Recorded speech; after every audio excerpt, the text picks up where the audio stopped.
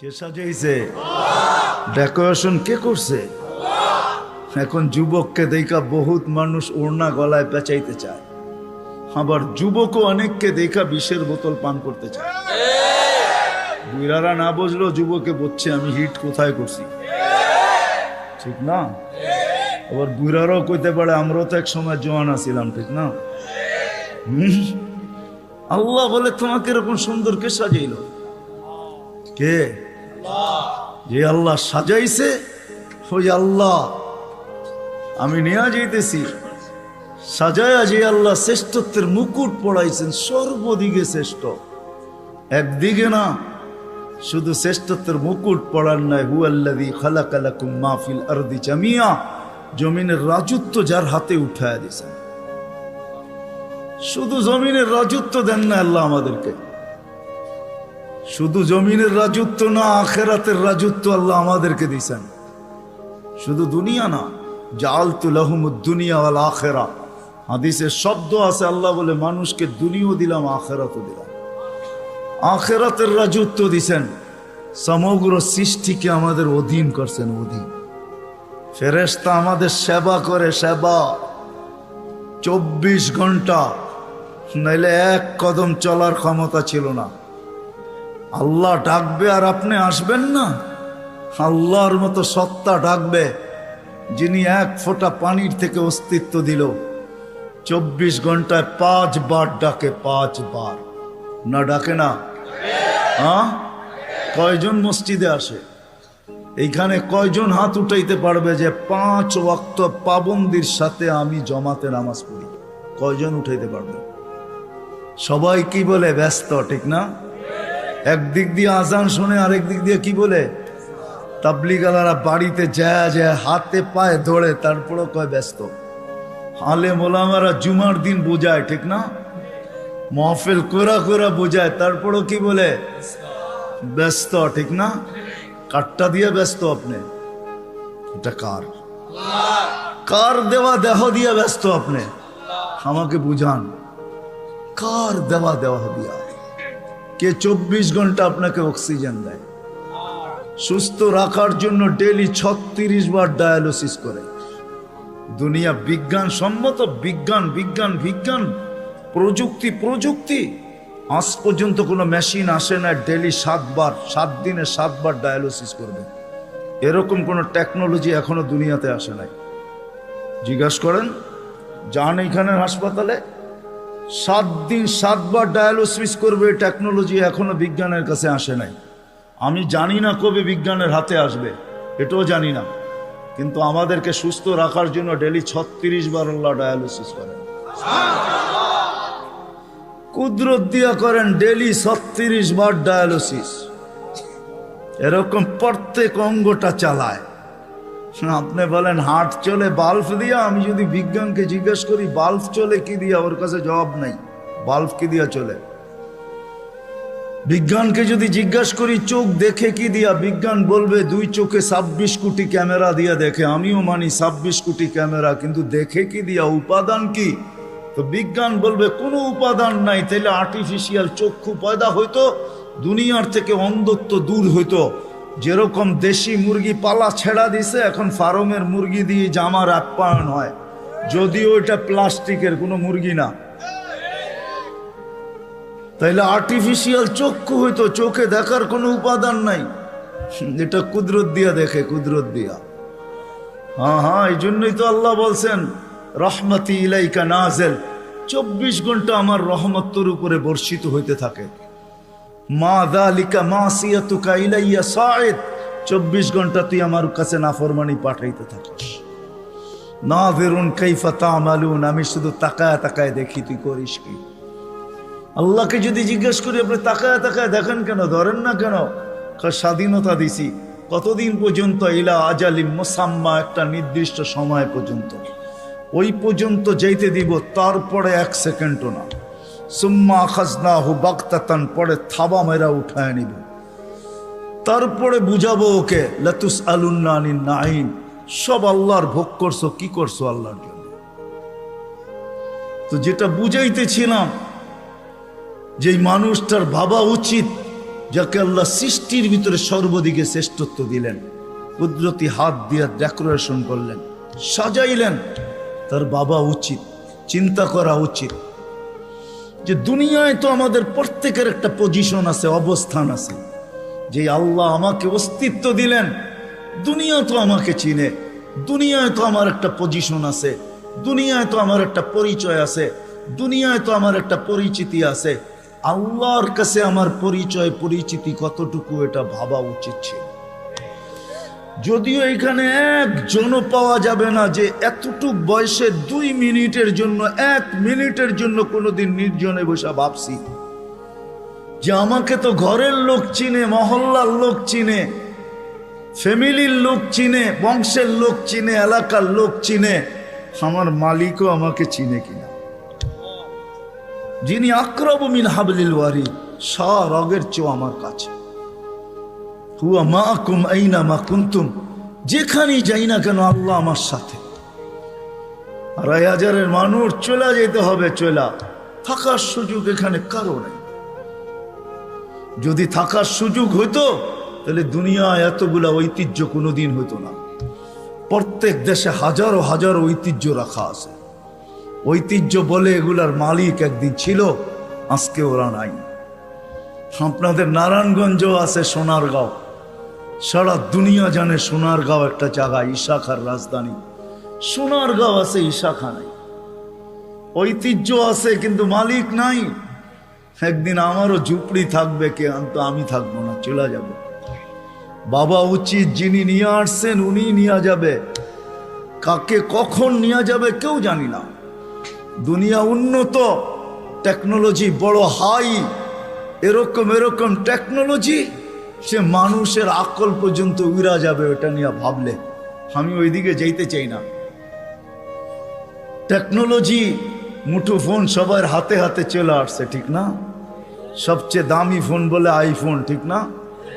হ্যাঁ, সবচেয়ে টেকনোলজি সমৃদ্ধ ফোন আইফোন, ঠিক না? কি সত্য তো? হ্যাঁ, কি কোন? আমার কাছে না, আপনাদের কাছে হইতে পারে। আইফোনের চেয়ে চায়নার ফোন ভালো। আইফোনে ব্লুটুথ নেই, শেয়ার হিট নেই। জিজ্ঞেস করে দেখেন, যার হাতে আছে দেখুক, এখন তার ভিতরে ব্লুটুথ নেই, শেয়ার হিট নেই। তো যেটা বুঝাইতেছিলাম, দুনিয়া যতই উন্নত হোক না কেন, আজ পর্যন্ত মেশিন আসে না লাগায় বইলা দিবে তুমি অমুক দিন যাবে। কত রুগীকেই তো ডাক্তার বইলা দিল খাওয়ায় দেন চলে যাবে, ডাক্তার চলে গেছে, রুগী এখনো বাজারে ঘোরে। সত্য এটাই, কে কখন যাব জানি না, চলে যেতে হবে। আসেন এই মজমার থেকে আজকে ভাবি যে আল্লাহ আমাকে চিনে কিনা, আল্লাহর কাছে আমার পরিচয় পরিচিতি কতটুকু।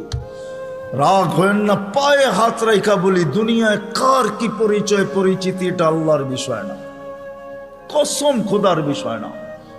বিষয় যদি হইতো কার সম্পর্ক কার সাথে, আল্লাহর এটা বিষয় না। পরিচয় পরিচিতি যদি দুনিয়ার হইতো, যদি আল্লাহ দেখতেন, তাহলে বেলাল ওইখানে উঠতে পারতো না যেখানে এখন বেলাল রাদিয়াল্লাহু তাআলা আনহুকে আমরা দেখি। রাবেয়া ওইখানে পৌঁছতে পারতো না কোনোদিন যেখানে আমরা রাবেয়া বসরিকে দেখি। ফেরাউনের বাড়ির কিতদাসী ওইখানে পৌঁছতে পারতো না যার কবর থেকে আজও সুগ্রাণ বাহির হয়। আমার এই নাকে ওই কবরের গ্রাণ এখনো আছে। অ্যাড্রেস আমার কাছ থেকে নিয়ে যেতে পারেন, ওই গ্রাণ আমি নাকে লাগায় আসছি। বেলালের বাড়ি আমি 6 বার দেখছি, রাবেয়ার বাড়ি 6 বার দেখছি। দুনিয়ার এরকম ছোট বড় না, অনেক কিছু আমার এখানে মেমোরিতে সেভ করা আছে। দুনিয়া গড়তে গড়তে দেখছি, ওইটার থেকেই বাহির করতেছি। হ্যাঁ, এটাই সত্য, নাইলে ইতিহাস কোনোদিন হইতো না। আসিয়া কোনোদিন ওই জায়গায় পৌঁছতে পারতো না আল্লাহ যদি দুনিয়ার সম্পর্ককে দেখতেন। আসিয়া এখনো কোরআন বলে ফেরাউনের স্ত্রী। আসিয়ার কোনো অঙ্গ ফেরাউনের কাছে লুকায়িত ছিল না। এক কামরায়, এক ল্যাপ, এক বালিশ, এক চাদরের নিচে 2 জন থাকতেন। আল্লাহ কোরআন বলে হুন্না লিবাসুল লাকুম ওয়া আনতুম লিবাসুল লাহুন্না। আসিয়া ফেরাউনের পোশাক ছিল, পোশাক ফেরাউনের কাপড়। আজকে যেখানে ওইখানে আসিয়া কোনোদিন পৌঁছতে পারতো না। আসিয়া শুধু জান্নাত পায় নাই, কিয়ামতের দিন রাসূলুল্লাহ সাল্লাল্লাহু আলাইহি ওয়াসাল্লামের জান্নাতের স্ত্রী হবে। ওইখানে পৌঁছার কোনো সুযোগ ছিল না। ইব্রাহিম আলাইহিস সালামের আব্বার হারানের কোনো সুযোগ ছিল না। ইত্তাখাযাল্লাহু ইব্রাহিমা খলিলা, যাকে আল্লাহ খলিল ঘোষণা দিয়েছেন, ওনার আব্বা হারায়া যাবে এই সুযোগ কোনোদিন ছিল না। নূহ আলাইহিস সালামের বেটাকে আল্লাহ নূহ আলাইহিস সালামকে আল্লাহ কোনোদিন এই কথা বলতে পারতেন না, ইন্নাহু লাইসা মিন আহলিক ইন্নাহু আমালুন গায়রু সালেহ। এটা তোমার সন্তান হইতে পারে, কিন্তু আমাদের কাছে পরিচিতি নেই। আসেন অল্প সময়ের ভিতরে ভাবি যে আল্লাহ আমাকে চিনে কিনা, আল্লাহর কাছে আমার পরিচিতি আছে কিনা। আপনি কোথায় বাস করেন এটা আমার বিষয় না, দুনিয়ায় পজিশন কতটুকু এটা আমার বিষয় না, দুনিয়া কত আছে আপনার কাছে এটাও আমার বিষয় না। আমার বিষয় হলো আপনাকে ভাবানো। প্রত্যেক ব্যক্তি আমরা ভাবো যুবক, খোদার কসম ভাবো, তুমি জানো না কালকে সূর্য উঠতে দেখবে কি দেখবে না। নাইলে সকালে সূর্য এই কথা বলতে বলতে কোনোদিন উঠতো না, আনা ইয়াউমুন জাদীদ আলা আমালিকা শাহীদ, আমি নতুন দিন তোমার কর্মের উপরে আমি সাক্ষী। লাফাকতানিম, সুবর্ণ সুযোগ মনে করলেন, আউদ ফি হায়াতিকা আবাদা, হতে পারে আর কোনোদিন তুমি আমাকে উঠতে নাও দেখতে পারো। আর সূর্য সুবর্ণ সুযোগ কোনোদিন বলতো না। আমাদের নবীজি যদি আমাদের জন্য এই সুযোগ না নিয়ে আসতেন, ইন্নাল্লাহা ইয়াকবিলু তাওবাতা আবদি হাত্তা ইউগারগির, এই উম্মতের তওবা আল্লাহ কণ্ঠনালীতে রূহ আসার পূর্ব মুহূর্তে পর্যন্ত কবুল করবেন, এই অঙ্গীকার বন্ধুর সাথে যদি না দিতেন, তাহলে সূর্য এই কথা কোনোদিন বলতো না। জমিন প্রতিদিন আমাদেরকে সতর্ক করে। আমরা হাসি বটে জমিনের উপরে, জানি না নিচের জমিনটা কি বলে। যখন মানুষ অট্ট হাসি দেয়, তখন নিচের জমিনটা বলতে থাকে, তাদহাকু আলা যাহরি, তুমি আমার পেটে হাসো তাই না, সাতাবকি ফি বাতনি, হতে পারে তুমি আমার পেটে কাঁদবে। ওই কাদা একদিনের হবে না, জানি না কত হাজার বৎসরের হবে, কত কোটি বৎসরের কান্না হবে, কেউ জানে না। সত্য এটাই, কিন্তু দুজাহানের বাদশাহ চোখে দেখা আইসা বলছেন, শুনা বলেন নাই, মেরাজে যা জান্নাত দেখছেন, জাহান্নাম দেখছেন, তারপরে আমাদেরকে বলছেন। আমার কথা ওলামা বুঝবে, আর কেউ বুঝবে না। জান্নাত জাহান্নাম দেখার পরে আর আসা উচিত ছিল না। এক নবী আছে জান্নাতে ঢুকছে আর ফিরে আসে নাই। আল্লাহ বলছে চলেন ফিরা, কয় না, জান্নাতে ঢুকলে তাকে ফিরতে হয় না, জান্নাতে ঢুকলে আবার ফিরবো কেন, আইসেই তো গেছি। ওলামা জানে, আমাদের নবীজিও পারতেন বলতে আর যাব না, ঠিক না? পারতেন না? বলার কিছু ছিল? কিচ্ছু ছিল না। ওই জান্নাতের মতো জায়গাকে ছেড়া চলে আসছে, বড় দিল লাগে, বড় দিল, এই জন্য আসছে। উম্মতের ব্যথা এখানে ছিল, এই জন্য আসছে। আমি না গেলে চোখে দেখা উম্মতকে কে বলবে? আজকে তো উম্মত নবী চিনে না। লানত আমাদের জিন্দেগির উপরে, একজনও এখানে নাই। রাগ হয় না আমার উপরে, রাগ হইতে পারেন, করার কিছু নাই। আগামীতে আর দাওয়াত দিয়েন না রাগ হইলে, রাগ হয় না। একজনও নাই এখানে, একজনও নাই যে এতদিন চুল কাটছি, কোনোদিন সেলুনে যেয়ে বলছি আজকে চুল না আমার ইচ্ছা মতো, না তোমার ইচ্ছা মতো, না তোমার ডিজাইন দোকানের ডিজাইন মতো, আজকে চুল কেটে দিবা আমার নবীর ডিজাইন মতো। একজনও এখানে হাত উঠাইতে পারবে না। জীবনে একবারও বলে নাই যে আমার নবীর ডিজাইনে আমার চুল কেটে দাও। যদি এখনো কেউ হাত উঠায়, হয়তো আমার বয়ান আগে শুনছে, এই জন্য কোনোদিন কাটছে। আমি সব ওয়াজে বলি, একজনও নাই যে নবীর স্টাইলে চুল কাটবে। হায় যুবক, যদি একদিনও কাটতা। রাত্রে ঘুম হয় না তোমাদের চিল্লানোর কারণে। তোমার স্বাধীনতা আছে, তুমি চিল্লাইতে পারো, কেননা খেলা তো 1টার সময় শুরু হবে, ওয়াজ তো 12টায় শেষ হয়ে যাবে। তুমি চিল্লাইতে পারো, তোমাকে স্বাধীনতা দিছে আল্লাহ, আমি কিচ্ছু বলবো না। আল্লাহ যদি স্বাধীনতা না দিত, আল্লাহ ডাকবে 24 ঘন্টা, আল্লাহটা ভোগ করবে, আর আল্লাহ ডাকবে আর মসজিদে যুবক আসবে না। স্বাধীনতা দিছেন, এই জন্য কিচ্ছু বলে না। 5টা স্বাধীনতা দিছে, 5টা। শিক্ষাগত স্বাধীনতা, যেই কোনো শিক্ষায় শিক্ষিত হইতে পারো। হ্যাঁ, পেটের শিক্ষা